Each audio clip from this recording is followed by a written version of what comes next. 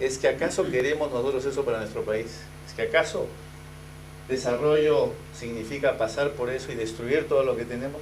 Yo creo que no. Yo creo que hay una alternativa a ese tipo de desarrollo.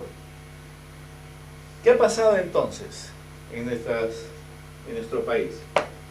Que hemos tenido la macroeconomía convencional, el famoso Keynes, pero que por desgracia, señores, eso es lo único que nos han vendido. A nosotros no nos han vendido la segunda parte de lo que venía en este paquete de reflexión intelectual. No nos han vendido, por ejemplo, las ideas de Alois Schumpeter, el austríaco. Keynes, a mi modo de ver, pues se ha vendido muy bien. Imagínense, venía de Oxford, de Londres, de Inglaterra, pues se vendió muy bien. Pero ¿quién escuchó a Joseph Alois Schumpeter, quien hablaba de la nueva economía? Quien justamente decía, pues señores, no, está bien que tengamos una economía arreglada, un rigor, digamos, budgetario, presupuestal, que pongamos la casa en orden. Pero hay otras maneras de desarrollarse en economía. Hay otras maneras de justamente darle el impulso a una nación para que pueda salir de su desarrollo. El mismo Keynes, cuando él hablaba de la macroeconomía convencional, explicó que no era justamente una teoría que debía durar todo el tiempo. Él la hizo en tiempos de la Gran Depresión de Estados Unidos. Pero ¿quién tomó en cuenta eso? Cogieron las teorías de Keynes y las aplicaron tal cual. Ahora, el problema es de que nosotros tuvimos esta discusión y nos bastó, pero nunca tuvimos esta discusión. Creo que para el Perú era la más importante. Miren ustedes, Keynes hablaba de inversión y lo que ellos llaman en términos técnicos el multiplicador.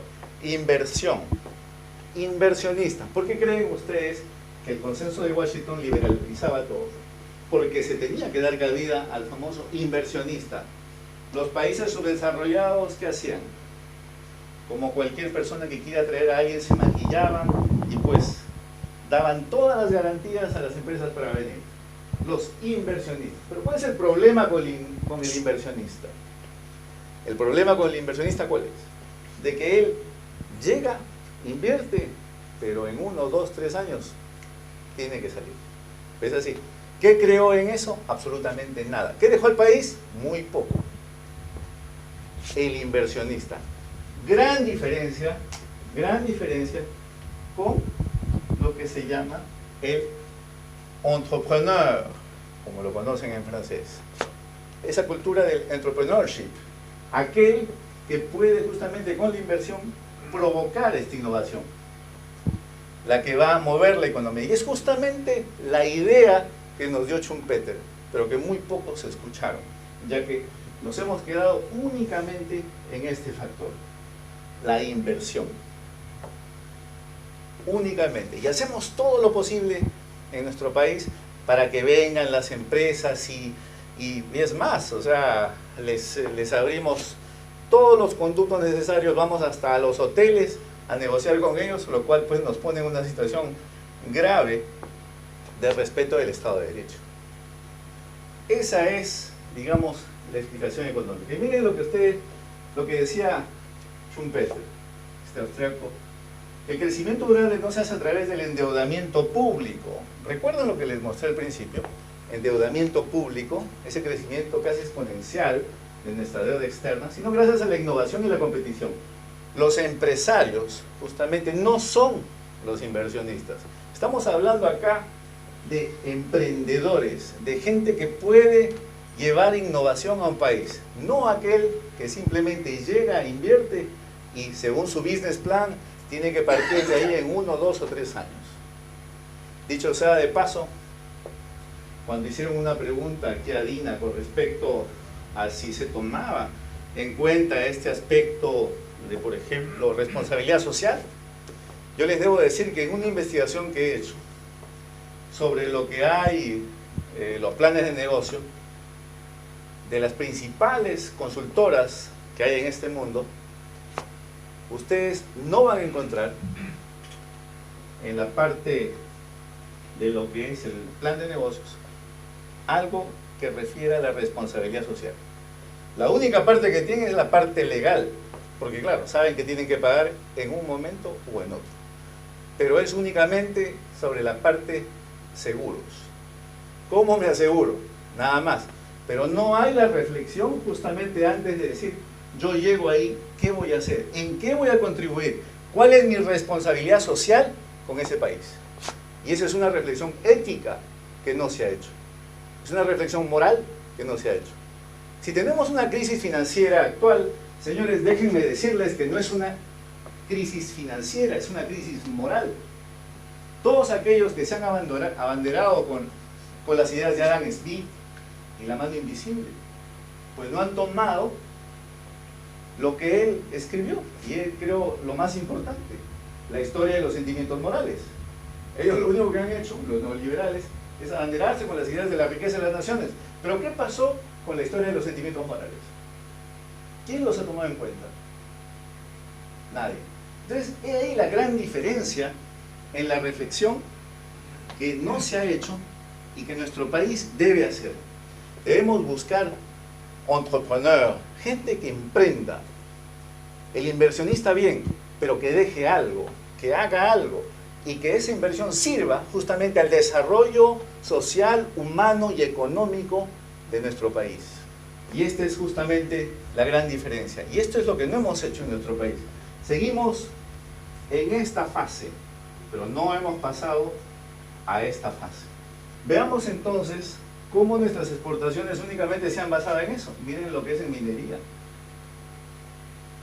Cómo hemos, aumentado el porcentaje a través de los años. Seguimos siendo mineros en el Perú. Y eso, pues, para los inversionistas extranjeros, pues, es una panacea. ¿Por qué?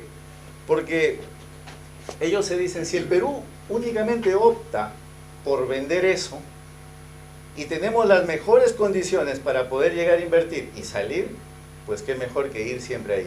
Entonces, ¿qué estamos haciendo, señores? Estamos atrayendo únicamente inversionistas, no estamos atrayendo tecnología, porque incluso aquellos inversionistas rara vez, pues contratan gente en nuestro país. Uno, porque no hay profesionales adecuados, y dos, porque en términos de minería, por ejemplo, es lo que menos mano de obra capta.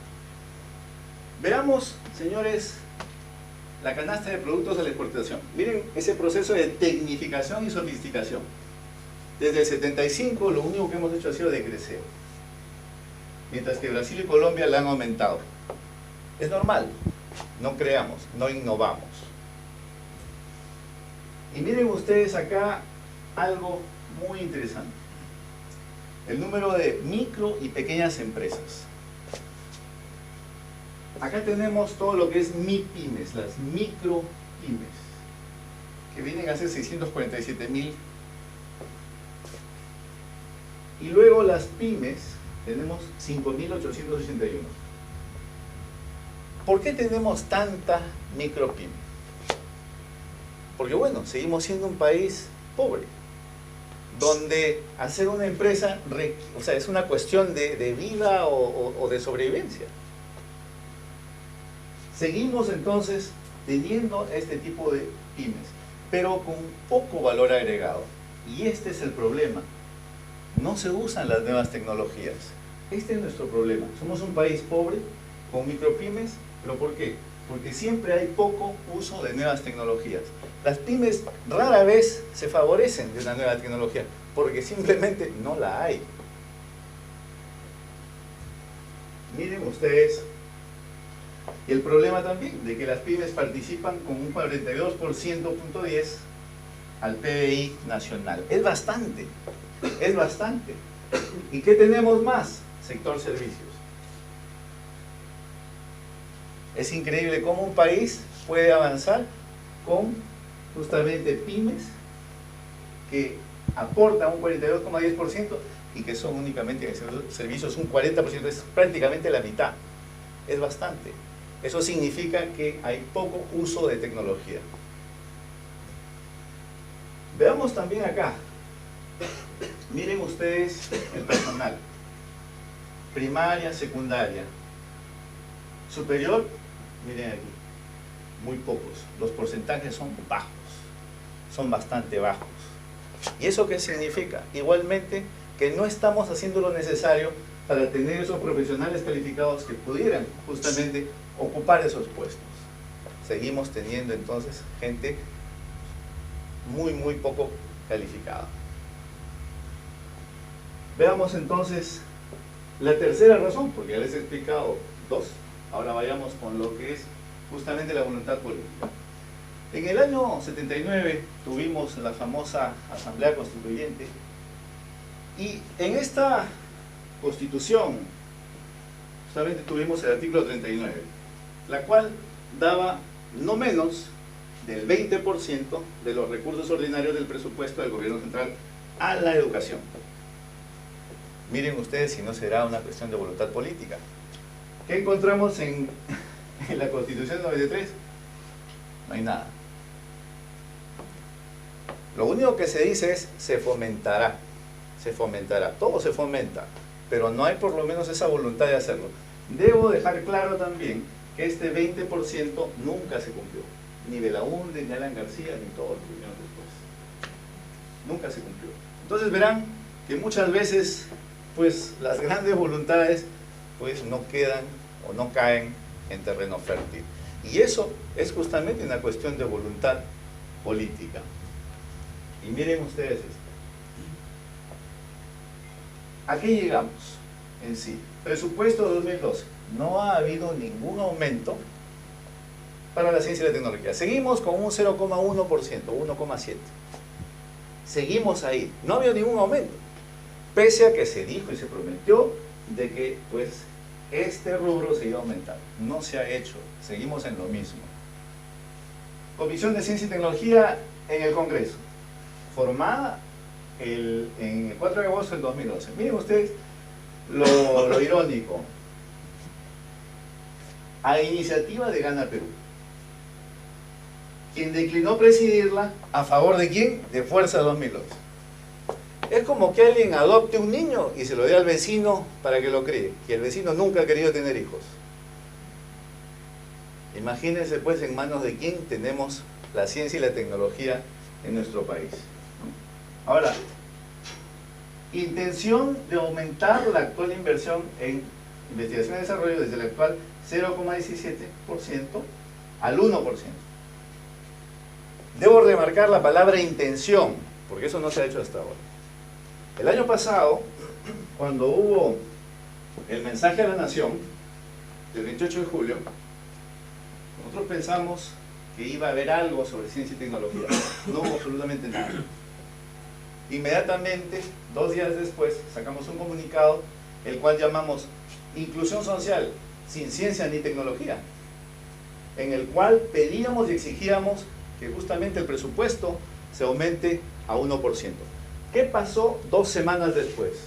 El señor Salomón Lerner dijo que habrá la intención de aumentar, pero se quedó solamente en intención. Eso no se ha hecho hasta ahora. 4. Se estudia crear un ministerio de ciencia y tecnología. Se estudia, siempre se estudia, ¿no? Somos eternos estudiosos y nunca logramos pues llegar a algo concreto. Ministerio de Ciencia y Tecnología e Innovación. ¿Por qué? Hace poco se preguntaban también por qué tener ese Ministerio de Ciencia y Tecnología. Por 2 razones bastante grandes. CONCITEC es una dependencia del Ministerio de Educación. Yo creo que aquí se están equivocando 2 nociones: la educación y la ciencia y la tecnología. ¿Qué pasa? De que CONCITEC debe acoplarse a la política del Ministerio de Educación, pues no le queda otra.